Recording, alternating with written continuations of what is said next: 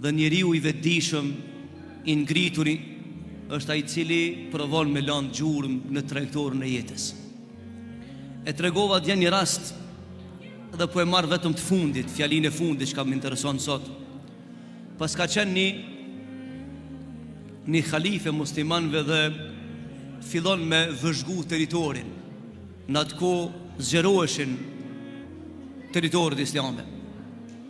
Dhe ky khalifja kalon rreth një fshati, nëse muna me thonë, një vendi historik, dhe I bën përshtypje disa shkrime të ndryshme në gur të vërrezave të atij fshati.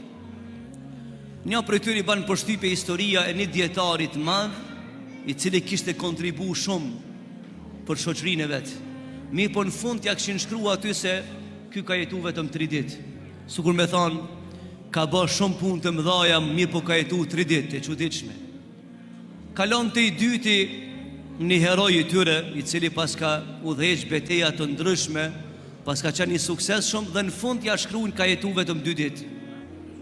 Dhe kalon te I treti, I cili pas ka bërë vepra të mira dhe pas kanë shkruar aty se ka jetu vetëm 1 ditë.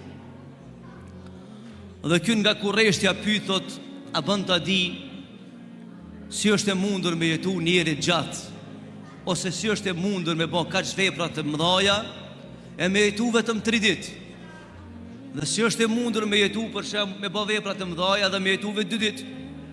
Dhe me bë vepra të mëdha po ashtu dhe me jetu vetëm 1 ditë. Thot, pse keni shrushtu? Ata ju përgjigjën vëllezër dhe I thanë, ne jetën e masmi me sukses, jo me vite. Mund të jetoni gjatë këtë dunja, mirë po në ahiret peshon suksesi.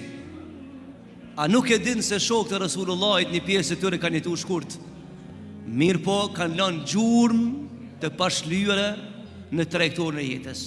Dhe çka tha ky khalifja muslimanëve? Tha, o ju njerëz, unë them musafiri juve në këtë territor. Tha, nëse vdes unë, tha, te ju këtu, tha, shkruam në nguri ka vdek para se me lind. Tha, çudi, pse ka vdek para se me lind? Tha, sepse s'ka hajr për atij që jeton këtë dunja dhe nuk le gjurmë në trajektorën e jetës. Të vdekur janë ata të cilët kanë jetuar këtë dunja dhe s'kan lënë gjurmë për në ahiret.